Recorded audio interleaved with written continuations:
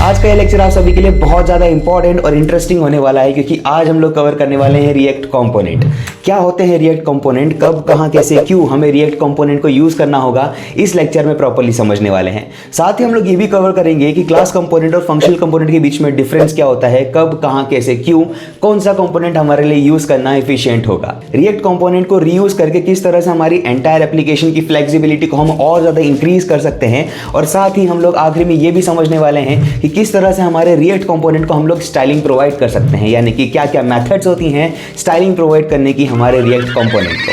तो राधे कृष्ण खमा खड़ी केम छो कैसा काय के मुना छो का हाल बा। स्वागत है आपका रिएक्ट जेएस मास्टर सीरीज के लेक्चर नंबर 4 में, जहां पर हम लोग कवर करेंगे रिएक्ट कंपोनेंट। अब यहां पर देखो गाइस, हम लोग इस लेआउट पे आते हैं। सबसे पहले इस लेआउट में समझते हैं कि कंपोनेंट्स क्या होता है। ठीक है, यहां पर आपको देखो लोगो दिख रहा होगा, मेन्यू आइटम्स दिख रहा होगा, मेन्यू बार दिख रहा होगा। अब ये मेन्यू बार क्या है, ये मेन्यू बार टॉगल वाला मेन्यू बार है। ठीक है, ये बात समझ लो मेरी। टॉगल मेन्यू बार मतलब इसको अगर एक बार क्लिक करेंगे तो हमारा जो मेन्यू है वो ओपन होगा, और अगर मान लो मैं इसको क्लोज करता हूं तो पूरा का पूरा मेन्यू बार क्या हो जाएगा, क्लोज हो जाएगा। ये आप लोगों ने देखा होगा ऑलरेडी। ठीक है, अब यहाँ पर बोलता हूं मैं कि एक सेक्शन है सेक्शन 1, दूसरा सेक्शन 2, तीसरा हमारा सेक्शन है दैट इज सेक्शन 3।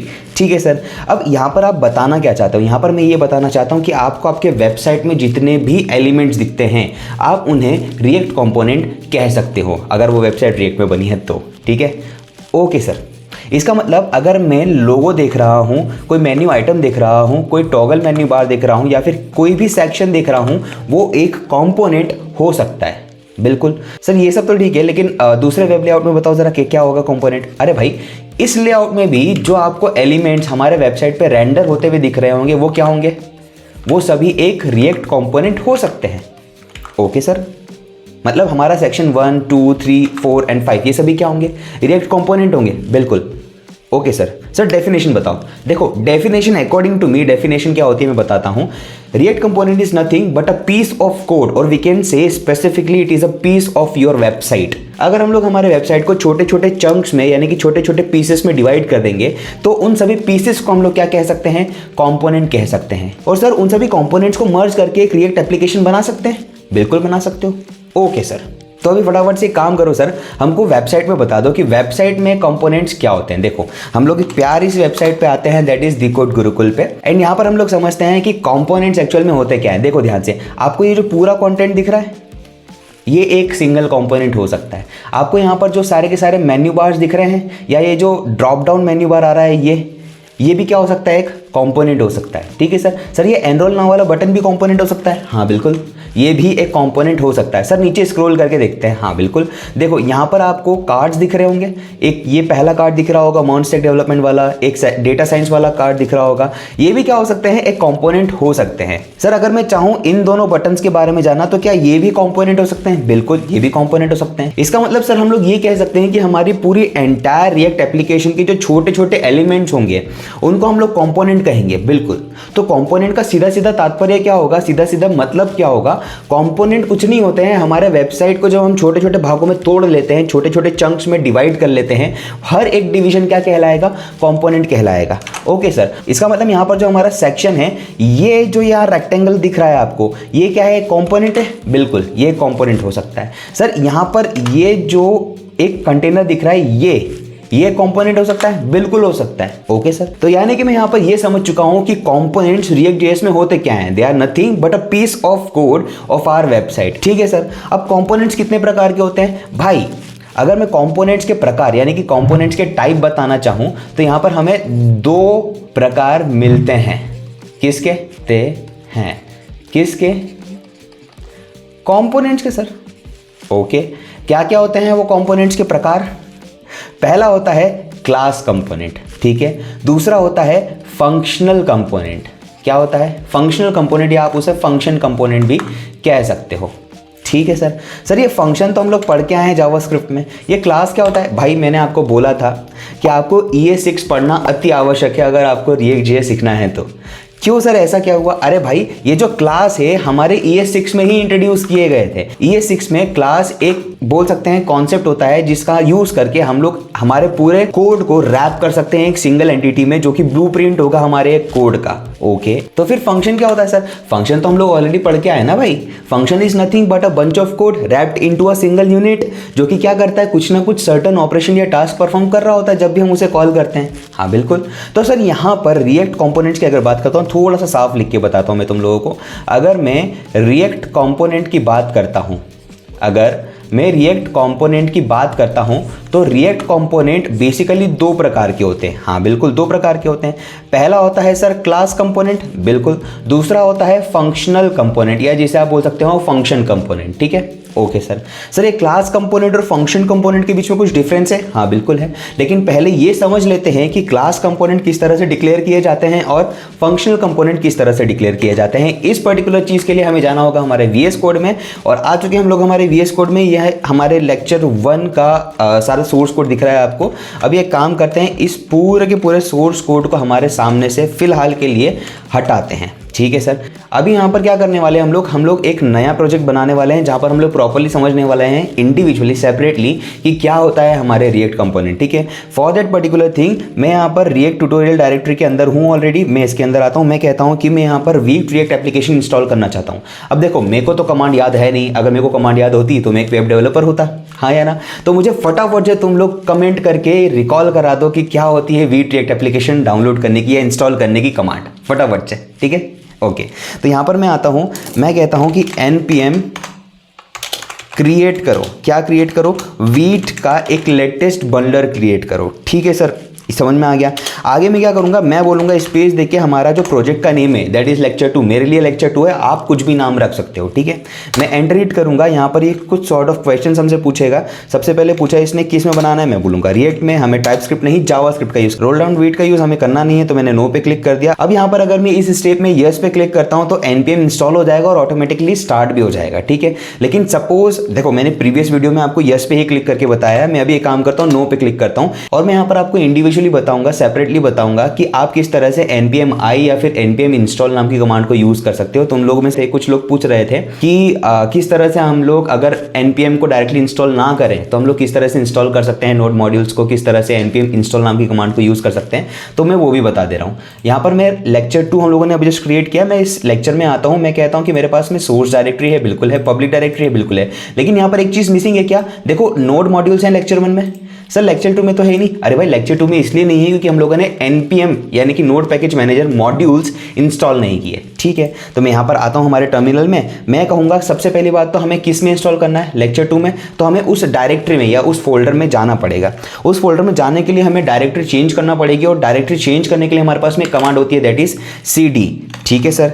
मैं यहाँ पर लिखूंगा cd। अब यहाँ पर स्पेस देके हमें बताना है कि हमें किस डायरेक्टरी में जाना है। देखो बाय डिफॉल्ट अभी किस डायरेक्टरी में हो आप रिएक्ट ट्यूटोरियल में ऑलरेडी हो, ठीक है। आपको किस डायरेक्टरी में जाना है? आपको लेक्चर 2 डायरेक्टरी में जाना है, तो आपने बोला cd लेक्चर 2, ओके सर। जैसे ही मैं एंटर हिट करूंगा, आप ध्यान से देखो, रिएक्ट ट्यूटोरियल के अंदर लेक्चर 2 नाम की हमारी क्या है, लेक्चर 2 नाम के हमारा एक प्रोजेक्ट है, हम उसके अंदर आ चुके हैं। अब मैं यहाँ पर कहूँगा कि npm i या npm install, आप इन दोनों में से कोई भी कमांड रन कर सकते हो, आपके नोड मॉड्यूल्स ऑटोमेटिकली इंस्टॉल हो जाएंगे, और आपके इस पैकेज.json में जितने भी डेव डिपेंडेंसीज और डिपेंडेंसीज होंगी उन सभी को ऑटोमेटिकली इंस्टॉल कर देगा in the format of node modules, ठीक है सर। तो मैं इधर आया, या तो मैं npm i लिखूँ या तो npm install लिखूँ, एंटर हिट करूंगा, ऑटोमेटिकली आप देखो यहाँ पर पब्लिक के जस्ट ऊपर नोड मॉड्यूल्स करके डायरेक्टरी अब भी जस्ट 1-2 सेकंड में बन के आ जाएगी, ठीक है, लाइक दिस। ओके, सो अभी मैं यहाँ पर देख चुका हूँ, अच्छा ओके, ये अभी भी प्रोसेस कर रहा है, यानी कि नोड मॉड्यूल्स में सारे पैकेजेस इंस्टॉल हुए नहीं, वो और इंस्टॉल कर रहा है, कोई इशू नहीं है, इसे इंस्टॉल होने देते हैं।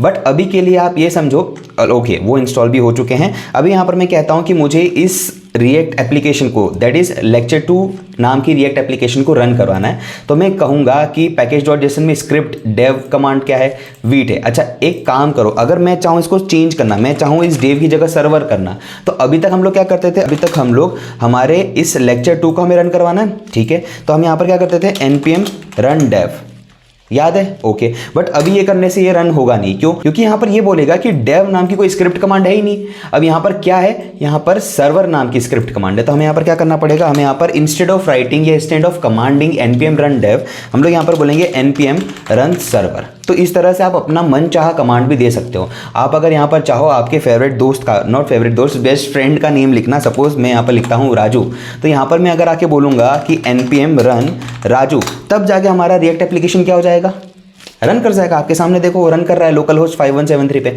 अगर मैं इस पर क्लिक करता हूं तो हमारा रिएक्ट एप्लीकेशन हमारे ब्राउजर पे, हमारे क्रोम ब्राउजर पे ओपन हो चुका है। लाइक दिस वर्क कर रहा है, हाँ बिल्कुल कर रहा है।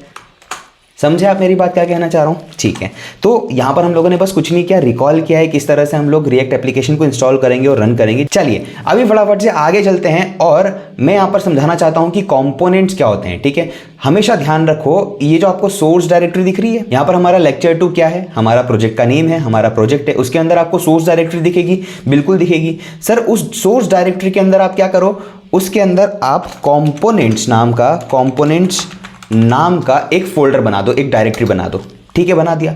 अब सारे कंपोनेंट्स, हमारे रिएक्ट एप्लीकेशन के सारे कंपोनेंट्स, इस कंपोनेंट्स जो हमारी डायरेक्टरी है, फोल्डर है, उसके अंदर यूज करेंगे। बिल्कुल उसी के अंदर आप सारे कंपोनेंट्स बनाओगे और उसी के अंदर जो भी आपको अपडेशन प्रोवाइड करनी है आपके कंपोनेंट्स में, वो आप कर दोगे। ओके, मतलब जो हमारा SRC डायरेक्टरी है उसमें ही हमारा सारा रिएक्ट का एंटायर एप्लीकेशन का जो भी कोड होगा वो अपडेट करना है, डिलीट करना है, जो भी करना है हमें इस SRC डायरेक्टरी के अंदर करना है। बिल्कुल, आप इस SRC डायरेक्टरी के बाहर कोड करने जाओगे ही नहीं। हाँ, कुछ रेयर केसेस हो सकते हैं, जब आपको डिप्लॉयमेंट करना हो, प्रोडक्शन लेवल पे भेजना हो, तो गिट इग्नोर, विट कॉन्फ़िगरेशन, हो सकता है index.js में भी आपको कई बार चेंज करना पड़े, पैकेज.json में आपको कई बार चेंज करना पड़े, पब्लिक डायरेक्टरी में इधर उधर फेरबदल करनी पड़े, तो हो सकता है कि आपको सोर्स डायरेक्टरी के बाहर निकलना पड़े। लेकिन इन डेवलपमेंट प्रोसेस, जब तक आप वेबसाइट को डेवलप नहीं कर लेते तब तक आप सोर्स डायरेक्टरी के बाहर नहीं निकलोगे। इतना समझ में आता है? ओके सर, आता है। तो मैंने क्या बोला, मैंने बोला इस SRC के अंदर कंपोनेंट्स नाम का एक डायरेक्टरी बनाओ, यानी कि एक फोल्डर बनाओ। उसके अंदर आप एक काम करो, फिलहाल से एक फाइल बनाएंगे। तो यहाँ पर देखो एक ऑप्शन दिख रहा है न्यू फाइल का, मैंने इस पर क्लिक किया।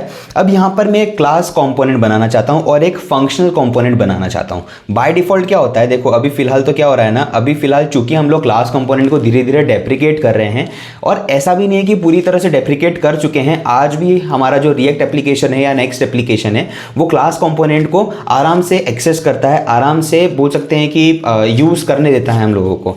बट द थिंग इज कि आज इंडस्ट्रियल प्रोफेशनल क्या करते हैं, ज्यादातर फंक्शनल कंपोनेंट का यूज करते हैं। अभी मैं डिफरेंस बताऊंगा दोनों के बीच में, मत टेंशन लो। बट अभी के लिए सिर्फ इतना समझो कि हम लोग यहां पर बाय डिफॉल्ट app.jsx में या main.jsx में आते हैं। main.jsx में तो अभी फिलहाल कोई भी कंपोनेंट बना नहीं है, ना ही फंक्शनल कंपोनेंट ना ही क्लास कंपोनेंट। बट अगर मैं app.jsx में आता हूं तो आपको एक ऐप फंक्शन कंपोनेंट देखने के लिए मिलेगा।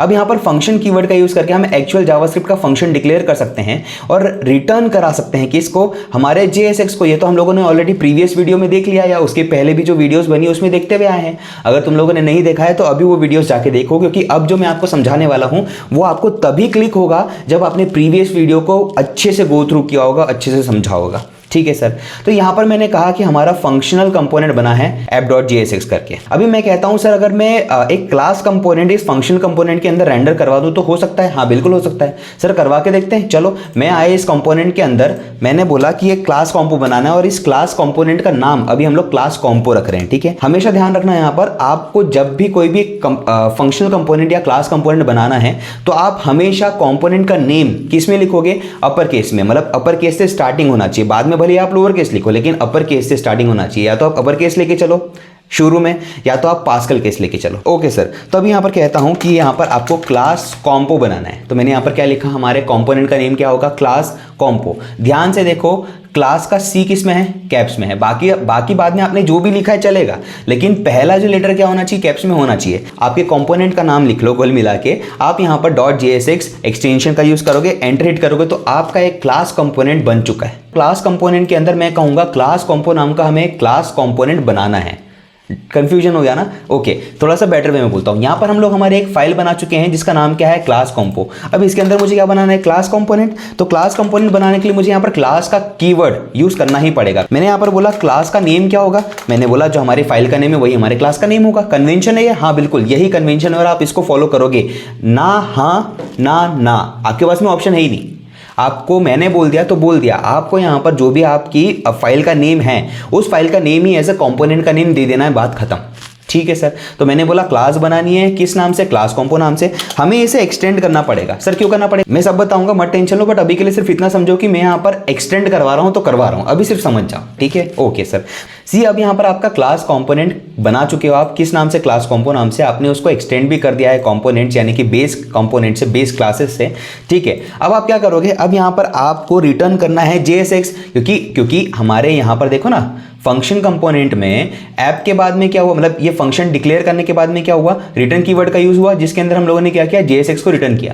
तो यहाँ पर भी हम क्या करेंगे, यहाँ पर भी हम लोग रिटर्न स्टेटमेंट का यूज करेंगे, जिसके अंदर हम लोग क्या करने वाले हैं, जिसके अंदर हम लोग यहाँ पर सबसे पहले तो हमारे रिएक्ट फ्रेगमेंट्स को ओपन करते हैं। अब ये रिएक्ट फ्रेगमेंट्स क्या होता है मैं बताऊंगा, उसके लिए टेंशन लेने की आवश्यकता नहीं है, बट अभी के लिए सिर्फ आप इनको एंगुलर ब्रैकेट समझो, हमारे जो HTML के टैग होते हैं वो समझ लो, ठीक है सर। अभी यहाँ पर मैंने कहा कि आप एक div टैग बना दो, बना दिया सर। यहाँ पर आप लिख दो हेलो फ्रॉम क्लास कंपोनेंट, है ना, इसको थोड़ा बेटर वे में लिखते हैं। मैंने बोला हेलो फ्रॉम क्लास कंपोनेंट, ठीक है सर। बट यहाँ पर सर एरर आ रही है। हाँ, एरर क्यों आ रही है, एरर इसलिए आ रही है क्योंकि unlike functional component, unlike function component में एक्चुअल में क्या होता है ना, रिटर्न कीवर्ड का डायरेक्टली यूज कर दिया जाता है। किसका यूज, किसको रिटर्न करने के लिए, हमारे JSX को रिटर्न करने के लिए। लेकिन क्लास कंपोनेंट में जब तक आप इस रेंडर नाम की मेथड को इस तरह से यूज नहीं करोगे, पैरेंथेसिस लगा के कर्ली ब्रैकेट्स ओपन नहीं करोगे और इसके अंदर हमारे रिटर्न स्टेटमेंट को रिटर्न नहीं करोगे, हमारे JSX को रिटर्न नहीं करोगे, तब तक हमारा क्लास कंपोनेंट अधूरा रहेगा और वो हमारे रिटर्न के अंदर जो भी JSX लिखा है उसको रिटर्न यानी कि उसको रेंडर नहीं करवाएगा, ठीक है सर। अभी क्लास कंपोनेंट एक बेसिक सा बन चुका है बिल्कुल, जिसमें div के अंदर क्या लिखा हुआ है, हेलो फ्रॉम क्लास कंपोनेंट। अभी इसको हम लोग क्या करते हैं, रेंडर करवाते हैं। कहां पर, हमारे app.jsx में। app.jsx में रेंडर करवाने के लिए हमको यहां पर इसको एक्सपोर्ट करना पड़ेगा। मैंने यहां पर बोला एक्सपोर्ट व्हाट, डिफॉल्ट, किसको, हमारे क्लास कंपो को हम लोग यहां पर एक्सपोर्ट कर लेंगे लाइक दिस। सारे कंपोनेंट्स को इस तरह से हम लोगों ने एक्सपोर्ट किया है, तो सर क्लास कंपोनेंट को भी इस तरह से करेंगे, कर दिया। अब यहाँ पर मुझे यूज करना है तो सबसे पहले एक काम करते हैं, जो भी डिफॉल्ट JSX लिखी है उसको हम हटाते हैं। यहाँ पर हमारा जो यूज स्टेट फालतू में लिखा हुआ है, हम इसको भी अभी फिलहाल के लिए वैनिश कर देते हैं और ऊपर जितना भी तामझाम कुछ लिखा हुआ है उन सबको हटाते हैं। मैं यहाँ पर कहता हूँ कि यहाँ पर मुझे क्लास कॉम्पो चाहिए, तो देखो मैंने जैसे एंगुलर ब्रैकेट्स ओपन किए, क्लास कंपोनेंट का नेम सही से लिखा, मेरे पास में एक स्निपेट आ गया, एक सजेशन आ गया। आप यहाँ पर क्या कर सकते हो, उसको एंटर हिट करके इस तरह से इंपोर्ट करवा सकते हो और आराम से यहाँ पर इस तरह से उसको क्लोज करके यूज कर सकते हो। आपका एप्लीकेशन रन कर जाएगा। यहाँ पर देखो कोई भी इशू नहीं आ रहा है, ठीक है सर। लेकिन चूंकि आप एक बिगिनर हो तो मेरी तरफ से आप लोगों को यही सलाह है, यही एडवाइस है, काफी अच्छी एडवाइस है, ले लो भाई, मिल जाएगी, मतलब अगर ले लोगे तो बहुत अच्छा होगा। क्या एडवाइस है, एडवाइस ये है कि आपको मैन्युअली उसको इंपोर्ट कराना चाहिए। सर टेक्नोलॉजी है तो यूज करते हैं ना, हाँ करो भाई, कोई इशू नहीं है, लेकिन जब तक आप उसको थोरोली करोगे नहीं, हार्ड कोड करोगे नहीं, तब तक आप समझ नहीं पाओगे कि किस तरह से रिएक्ट कंपोनेंट को एक्सपोर्ट करते हैं, किस तरह से इंपोर्ट कराते हैं, ठीक है। ओके सर, तो यहां पर मैंने बोला इंपोर्ट कराओ, किसको, हमारे क्लास कॉम्पो को। देखो सजेशन आ रहा है बट सजेशन को यूज नहीं करेंगे, ओके। अब इस क्लास कंपोनेंट को इंपोर्ट कराना है, कहां से, तो उसके लिए हमें फ्रॉम कीवर्ड को यूज करना पड़ेगा। देखो सिंपल सी इंग्लिश है, इंपोर्ट कराओ किसको, क्लास कंपोनेंट को, कहां से, फ्रॉम, डबल कोट्स लिखे, मैंने बोला डॉट स्लैश कंपोनेंट नाम की डायरेक्टरी है, मैंने एंटर हिट किया, डॉट स्लैश मतलब वापस से स्लैश लगाया, कंपोनेंट डॉट JSX करके उसको भी मैंने इंपोर्ट करा लिया। अब यहाँ पर आप देख पाओगे, अगर मैं यहाँ पर इस तरह से एंगुलर ब्रैकेट ओपन करूँ तो क्लास कंपोनेंट मेरे को सजेशन में आ जाएगा। मैंने इसको हिट किया, एंटर हिट किया एंड उसको क्लोज कर लिया। तो अभी आप यहाँ पर नीचे आके लॉग्स देखो, यहाँ पर कुछ लॉग्स दिख रहे हैं, लेकिन सबसे नीचे अगर आप आओगे तो आपको एक आखिरी लॉग दिखेगा जहां पर बोलेगा कि HMR अपडेट हो चुका है। Actually hot module replacement update हो चुके हैं। अब ये हॉट मॉड्यूल रिप्लेसमेंट क्या होते हैं, हमारे वर्चुअल डोम को अपडेट कराते हैं। इसके बारे में किसी और दिन अच्छे से इत्मीनान से चर्चा करेंगे, मत टेंशन लो। बट अभी के लिए सिर्फ इतना समझो कि जहां पर ये ग्रीन कलर से लिखा हुआ आ जाए HMR अपडेट, ये समझ जाओ कि आपका जो रिएक्ट एप्लीकेशन है या इसके आगे जो भी कॉम्पोनेंट लिखा है वो री रेंडर कर गया है, ऑटोमेटिकली रीलोड हो गया है, ठीक है। चलते हैं ब्राउजर पे सर, देखते हैं यहाँ पर क्या हेलो फ्रॉम क्लास कंपोनेंट लिखा आ रहा है बच्चों, हाँ आ रहा है, मतलब हमारा क्लास कंपोनेंट बन चुका है और रेंडर हो चुका है, बिल्कुल हो चुका है। सर मेरे को फंक्शनल कंपोनेंट बनाना है, तो अरे भाई फंक्शनल कंपोनेंट ऑलरेडी सामने है, सर मेरे को फिर भी बनाना है, कोई बात नहीं। मैंने बोला कंपोनेंट्स के अंदर आओ, यहाँ पर एक नया कंपोनेंट बनाएंगे जिसका नाम क्या होगा, फंक कॉम्पो डॉट JSX, ठीक है सर। मैंने एंटर हिट किया, मैंने यहाँ पर बोला मेरे को एक चूंकि मेरे को एक फंक्शनल कंपोनेंट बनाना है तो यहाँ पर मैं फंक्शन कीवर्ड का यूज करूंगा। भाई मुझे क्लास कंपोनेंट बनाना था तो मैंने यहाँ पर क्या किया, क्लास कीवर्ड का यूज किया। मेरे को फंक्शन कंपोनेंट बनाना है तो मैं फंक्शन कीवर्ड का यूज करूंगा। किस नाम से फंक्शन बनाना है, मैंने बोला कि फंक कॉम्पो, जो हमारे फाइल का नेम है उसी नाम से हमारे फंक्शनल कंपोनेंट बनाना है, ठीक है। यहाँ पर मैंने लिखा फंक्शन कंपोनेंट का नेम दिया फंक कॉम्पो, मैंने ब्रैकेट लगाया, देन फिर कर्ली ब्रैकेट्स ओपन कर लिए, कर्ली ब्रेसेस ओपन कर लिए, ठीक है सर। अब इसके अंदर हम क्या करेंगे, इसके अंदर हम लोग रिटर्न कीवर्ड को यूज़ कर लेंगे, जिसके अंदर हम लोग क्या बोलेंगे, हमारे पास में JSX आने वाला है, मतलब JSX बोले तो यहाँ पर रिएक्ट फ्रेगमेंट्स आने वाले हैं। इसके अंदर हम लोग एक div को रेंडर करवाएंगे और यहाँ पर बोलेंगे hello from function component. Hello from where, hello from function component, ठीक है सर, समझ में आता है। यहाँ पर वेबसाइट पे आओगे, मतलब हमारे ब्राउजर पे आओगे तो अभी भी क्या है, क्लास कंपोनेंट इंपोर्टेड दिख रहा है, बिल्कुल। लेकिन अब मुझे क्या करना है, मुझे इस फंक्शन कंपोनेंट को भी इंपोर्ट करना है। अब देखो यहाँ पर क्या बोला गया है, यहाँ पर बोला गया function component is declared but it's value is never read. Okay, यहाँ पर मैं कहता हूँ रीड नहीं, मतलब आपने उसको यूज़ नहीं किया कभी, तो मैं सिंपल से एक चीज़ बोलूँगा, मैं बोलूँगा कि एक्सपोर्ट कराओ, किसको, हमारे फंक्शन कंपोनेंट को। कैसे, डिफ़ॉल्टली, तो मैंने अब बोला कि फंक कॉम्पो को इस तरह से एक्सपोर्ट करा लो। अभी देखो एरर गायब हो गई, बिल्कुल। अब यहाँ से जब मैंने क्या किया, यहाँ से जब मैंने इसको एक्सपोर्ट कराया तो कहाँ पर इंपोर्ट करा लूँगा, app.jsx में। क्यों सर, app.jsx में ही क्यों कराना है, क्लास कॉम्पो में नहीं करवा सकते? करवा सकते हो, कोई इशू नहीं है। इस सिनेरियो में कैसे काम करेगा, चलो मैं ये भी बता देता हूँ, ठीक है। मैंने कहा कि ये जो हमारा क्लास कंपोनेंट यहाँ पर कंटेंट लिखा है, इसके जस्ट बाद में बोलो कि हमें क्या करना है, हमें एक फंक्शन कॉम्पो, हमें एक फंक कॉम्पो यानी कि फंक्शनल कंपोनेंट इंपोर्ट कराना है। कहाँ पर, हमारे क्लास कॉम्पो में, बिल्कुल। इसे एक्सपोर्ट कर दिया, हाँ बिल्कुल एक्सपोर्ट तो हो चुका है, बस इंपोर्ट कराना है। तो यहाँ पर आओ फटाफट से हमारे क्लास कंपोनेंट में, मैंने कहा इंपोर्ट कराओ। इंपोर्ट क्या कराओ, फंक कॉम्पो। अब देखो स्निपेट्स आ रहे हैं, यूज़ नहीं करेंगे क्योंकि हम लोग अभी बिगिनर स्टेज में हैं। मैंने कहा इंपोर्ट कराओ फंक कॉम्पो को, कहाँ से, फ्रॉम, डबल कोट्स में नहीं लिखे, मैंने बोला आप एक काम करो, इस तरह से उसको इंपोर्ट करा लो। अब यहाँ पर सर कंपोनेंट्स क्यों नहीं लिखा, अरे भाई देखो ध्यान से, हमारा क्लास compo.jsx फंक compo.jsx ये दोनों क्या है, सिबलिंग फाइल है। तो हम लोग क्यों बिना फालतू कंपोनेंट्स के अंदर जाए, हम लोग डायरेक्टली डॉट स्लैश करके सिबलिंग फाइल्स के अंदर चले जाएंगे। भाई अगर मैं यहाँ पर ये ना करूँ तब भी मैं जा सकता हूँ सिबलिंग फाइल्स में, ठीक है, ध्यान रखना ये बात। तो मैंने फंक्शन कंपोनेंट को इंपोर्ट करा लिया। अब यहाँ पर क्या कर लूँगा, आराम से इस तरह से यूज़ कर लूँगा। तो जब मैं हमारे ब्राउजर पे जाऊँगा तो देखो यहाँ पर क्या दिख रहा है, hello from funk compo. But sir ये app.jsx में रेंडर नहीं हुआ ना, अरे हुआ, इनडायरेक्टली हुआ। कैसे, देखो हमारा एक कंपोनेंट था फंक्शन कंपोनेंट, बिल्कुल। कहाँ रेंडर किया, क्लास कंपोनेंट में, बिल्कुल सर। क्लास कंपोनेंट एक्चुअल में कहाँ रेंडर किया, app.jsx में। तो इनडायरेक्टली हमारा फंक्शन कंपोनेंट भी कहाँ पर रेंडर करा गया, हमारे app.jsx में, यानी कि ऐप कंपोनेंट में, ठीक है सर, ये समझ में आता है मेरे को। बट अभी क्या इसमें कोई डिफरेंस होगा अगर मैं इस फंक्शन कंपोनेंट को क्लास कंपोनेंट में इंपोर्ट करूं, या मैं डायरेक्टली फंक्शन कंपोनेंट को यहां पर इस तरह से इंपोर्ट कर दूं, इन दोनों में कोई डिफरेंस होगा? हाँ बिल्कुल डिफरेंस तो होगा। अभी फिलहाल यहां पर दिखेगा नहीं, यहां पर वो क्या हो जाएंगे, दोनों रेंडर हो जाएंगे हमारे ब्राउजर पे।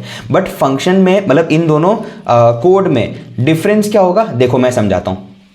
मैं कहता हूं कि हमारा जो क्लास कंपोनेंट है, इस क्लास कंपोनेंट के अंदर फंक कॉम्पो इंपोर्ट करा लो। तो एक्चुअली ये फंक कॉम्पो यहां पर हमारे क्लास कंपोनेंट में एक्ट कर रहा है as a child component. Okay, मतलब एक कंपोनेंट के अंदर दूसरा कंपोनेंट जाएगा तो वो second component will automatically will be a child for that first component. बिल्कुल, यहां पर भी वही सेम चीज हुई है, यहां पर भी वही सेम चीज हुई है। अगर मैं बोलता हूं कि, समझो मेरी बात को, यहाँ पर भाई मेरे पास में क्या था, मेरे पास में एक क्लास कॉम्पो था, हाँ बिल्कुल। मान लेते हैं क्लास कंपोनेंट का जो स्कोप है वो इतना है, लेट अस कंसीडर, ठीक है सर। मैं कहता हूँ मेरे पास में एक फंक कॉम्पो था, मेरे पास में एक फंक कंपोनेंट है, फंक्शन कंपोनेंट है, और इसका जो स्कोप है ये है, इसका जो स्कोप है वो क्या है, ये है, ठीक है। अब अगर मैं इस स्कोप को उठा के कहाँ भेज दूँ, इसके अंदर, इस क्लास कंपोनेंट के अंदर, और एक्चुअल में मैं पूरा एज अ इंडिविजुअल टर्म नहीं भेजूंगा, मैं उसका एक शैलो कॉपी जनरेट करूंगा और कहाँ भेज दूंगा, हमारे क्लास कंपोनेंट के अंदर, ठीक है। तो यहाँ पर क्या हुआ, ये जो क्लास कंपोनेंट है जो कि बाहर आउटर एरिया में आपको दिख रहा है, ये कहलाएगा पेरेंट कंपोनेंट। क्या कहलाएगा, ये कहलाएगा पेरेंट कंपोनेंट। और अंदर, इसके अंदर जो भी कंपोनेंट होगा वो क्या कहलाएगा, it will be known as, guys it will be known as child component. I hope you got me, ठीक है सर, ये समझ में आता है मेरे को। तो यहां पर भी मैंने वही सेम चीज करी है, बस डिफरेंस क्या है, डिफरेंस सर ये है, अगर क्लास कंपोनेंट के अंदर फंक कंपो जाता है तो इस सिनेरियो में इस क्लास कंपोनेंट के लिए फंक्शन कंपोनेंट चाइल्ड कंपोनेंट है, बिल्कुल। और अगर यहां पर साइमल्टेनियसली हमारा app.jsx में भी फंक्शन कंपोनेंट जाता है और फंक कंपो रेंडर करता है, तो हमारे app.jsx के लिए भी हमारा फंक्शनल कंपोनेंट क्या हो चुका है, एक चाइल्ड कंपोनेंट हो चुका है। ओके सर, मैं समझ गया। तो यहां पर हम लोगों ने क्या किया, हम लोगों ने बोला कि हमारा function component can be a child for class component at some scenario और we can say some circumstances. और दूसरी तरफ हमारे app.jsx में जितने भी हमारे कंपोनेंट्स बनेंगे इस कंपोनेंट के अंदर, हम उन सभी को इंपोर्ट करवा सकते हैं। ठीक है, देखो जहां जरूरत लग रही है वहां पर आप कंपोनेंट्स के अंदर, चाइल्ड कंपोनेंट्स के अंदर ही दूसरा चाइल्ड कंपोनेंट भी क्या कर सकते हो, रेंडर करवा सकते हो। वो मैंने अभी जस्ट आपको डेमोन्स्ट्रेट किया। But usually at the end of the day सारे के सारे कंपोनेंट्स कहाँ जाके रेंडर करते हैं, हमारे app.jsx में। आगे आने वाली वीडियो में हम लोग ये भी समझेंगे किस तरह से सारे काम करते हैं। बट अभी के लिए आप सिर्फ इतना समझो कि फंक्शन कंपोनेंट क्या होता है और हमारा क्लास कंपोनेंट क्या होता है। अब यहाँ पर ध्यान से देखो, अगर मैं क्लास कंपोनेंट और फंक्शन कंपोनेंट के बीच में थोड़ा सा डिफरेंस बताना चाहूँ तो मेरे को ऐसा लग तो नहीं रहा है कि बताने की आवश्यकता है, बट मैं बता दे रहा हूँ। ठीक है, अब यहाँ पर थोड़ा सा खुद के भी आप अपने सेंस से प्रिडिक्शन कर सकते हो कि फंक्शन कंपोनेंट का कोड थोड़ा सा नीट एंड क्लीन दिख रहा है, लेकिन क्लास कंपोनेंट का जो कोड है थोड़ा सा मैसी दिख रहा है। हाँ सर, दिख तो रहा है। अब वो क्यों दिख रहा है, मेरी बात समझो। सबसे पहली बात, आपने फंक्शन कंपोनेंट को रेंडर करवाया, चलो ठीक है, एक काम करो सर, उसको अभी के लिए हटा देते हैं। ठीक है, उसको अभी के लिए हटा देते हैं, बट फिर भी still the code is still complex as compare to function component. वो मेरे को थोड़ा और ज़्यादा मैसी दिख रहा है। ओके, ऐसा क्यों? ऐसा इसलिए क्योंकि यहाँ पर मेरे को अगर क्लास कंपोनेंट बनाना है, ध्यान से देखो, अगर मेरे को कोई भी क्लास कंपोनेंट बनाना है तो क्लास कीवर्ड का यूज़ करना पड़ता है सबसे पहली बात। हाँ, फिर क्लास को डिक्लेयर करना पड़ता है। सर यहाँ पर भी फंक्शन कंपोनेंट में भी अगर फंक्शन को डिक्लेयर करना है तो फंक्शन कीवर्ड का यूज़ तो करना ही पड़ेगा। अरे हाँ, करना पड़ेगा, लेकिन क्या इस फंक्शन को एक्सटेंड करना पड़ रहा है किसी से? नहीं, लेकिन क्लास कंपोनेंट को क्या करना पड़ रहा है, एक्सटेंड करना पड़ रहा है कंपोनेंट से, जो कि कहाँ से आ रही है, रिएक्ट लाइब्रेरी से आ रही है। अब हो सकता है कंपोनेंट के अंदर बहुत सारी मेथड्स हो, तो वो ह्यूज अमाउंट ऑफ डेटा भी साथ में लेके आ रहा हो। We can say that, we can assume that थोड़ा सा उसका क्या हो जाएगा ना, उसका वेटेज बढ़ जाएगा क्लास कंपोनेंट का कुल मिला के, अगर ये कंपोनेंट हमारे पास में इंपोर्ट होता है तो। ठीक है सर, यहां पर इंपोर्ट नहीं हुआ, क्या यहां पर आवश्यकता नहीं उसकी? नहीं है, क्योंकि क्लास कंपोनेंट को अगर दिस कीवर्ड का यूज करना है, समझो मेरी बात को, अगर क्लास कंपोनेंट को दिस कीवर्ड का यूज करना है तो उसको क्या करना पड़ेगा, उसको इस कंपोनेंट, इस बेस कंपोनेंट को एक्सटेंड कराना ही पड़ेगा। किससे? हमारे एक्चुअल क्लास कंपोनेंट से। ठीक है, अब दिस का यूज क्यों करना होता है भाई? दिस डॉट स्टेट करके हमारे पास में एक एंटिटी होती है जिसकी हेल्प से हम लोग हमारी स्टेट को मैनेज करते हैं क्लास कंपोनेंट में। दिस डॉट सेट स्टेट करके हमारे पास में मेथड होती है जिसकी हेल्प से हम लोग हमारी स्टेट को, ये जो ऊपर हम लोगों ने स्टेट बनाई है, ये जो ऊपर हम लोगों ने स्टेट बनाई है, इसको मैनिपुलेट करते हैं। अब जब तक दिस नहीं होगा ना, हम लोग उस पर्टिकुलर एग्जैक्ट वैल्यू को टारगेट नहीं कर पाएंगे जिसको हमको चेंज करना है। तो अगर हमको दिस कीवर्ड चाहिए तो हमें क्लास को एक्सटेंड करवाना ही पड़ेगा। एक्सटेंड करवाना ही पड़ेगा किससे? कंपोनेंट नाम की बेस कंपोनेंट से। ठीक है सर, समझ में आता है। इसके अलावा और कुछ है क्या सर जो हमारे इस बेस कंपोनेंट पे डिपेंड करता है? हाँ बिल्कुल है भाई, हमारे रिएक्ट कंपोनेंट में लाइफ साइकिल मेथड्स होती हैं। रिएक्ट कंपोनेंट में या रिएक्ट क्लास कंपोनेंट में लाइफ साइकिल मेथड्स होती है। कैसे सर? पहली होती है कंपोनेंट डिड माउंट नाम की, यानी कि कंपोनेंट माउंट होगा या हो गया। ठीक है, ओके सर। दूसरी होती है कंपोनेंट डिड अपडेट नाम की। ठीक है, कौन सी होती है दूसरी? दूसरी होती है कंपोनेंट डिड अपडेट नाम की। और तीसरी होती है हमारे पास में कंपोनेंट विल अनमाउंट नाम की। क्या होती है? कंपोनेंट विल अनमाउंट नाम की। ये तीनों क्या करती है? तीनों हमारे क्लास कंपोनेंट की लाइफ साइकिल को मैनेज करती है या मैनिपुलेट करती है, हम ये कह सकते हैं। अगर हमारे पास में ये बेस कंपोनेंट से एक्सटेंड नहीं करवाएंगे हम लोग हमारी इस क्लास कंपोनेंट नाम की क्लास को, तो हम लोग इन तीनों का एक्सेस भी नहीं कर पाएंगे। इसके अलावा और भी कुछ होता है? हाँ होता है, बट आपको इतना डिटेल में जाने की आवश्यकता है ही नहीं। बस अभी के लिए आप इतना समझो कि अगर हमको कोई क्लास कंपोनेंट बनाना है तो उसको एक्सटेंड करना हमारे लिए अति आवश्यक हो जाता है। हमारे लिए इट इज रियली मैंडेटरी कि हम इस बेस कंपोनेंट से उसको एक्सटेंड करें। उसके बाद में एक और मैंडेटरी सिचुएशन है, अगर आपको रिटर्न करना है एक JSX रिएक्ट के अंदर, रिएक्ट क्लास कंपोनेंट के अंदर, तो आपको रेंडर नाम की मेथड का यूज करना पड़ता है। लेकिन फंक्शन में देखो, फंक्शन में कोई भी रेंडर नाम के कीवर्ड का या कोई भी फंक्शन का या मेथड का यूज नहीं करना पड़ रहा है। ऐसा क्यों? क्योंकि क्लास कंपोनेंट के अंदर जो भी रेंडर करवाना होता है, क्लास कंपोनेंट को अगर जब भी हम रेंडर करवाना चाहते हैं तो JSX लिखना पड़ती है, और JSX को रेंडर करवाने के लिए हमें रेंडर नाम का मेथड लगता ही लगता है हमारे क्लास कंपोनेंट में। समझे मेरी बात? लेकिन फंक्शनल कंपोनेंट में क्या होता है? फंक्शनल कंपोनेंट में रिटर्न कीवर्ड तो हम लोगों ने ऑलरेडी पढ़ा है जावास्क्रिप्ट में। ये रिटर्न क्या करता है? अंदर जो भी लिखा होगा ऑटोमेटिकली रिटर्न कर देगा। लेकिन क्लास कंपोनेंट में सिर्फ इस रिटर्न से रिटर्न नहीं होता है, रेंडर भी हमें करवाना पड़ता है हमारे ब्राउजर पे। आई होप यू गॉट इट। ठीक है, ये कन्वेंशन है, ये करना ही पड़ेगा।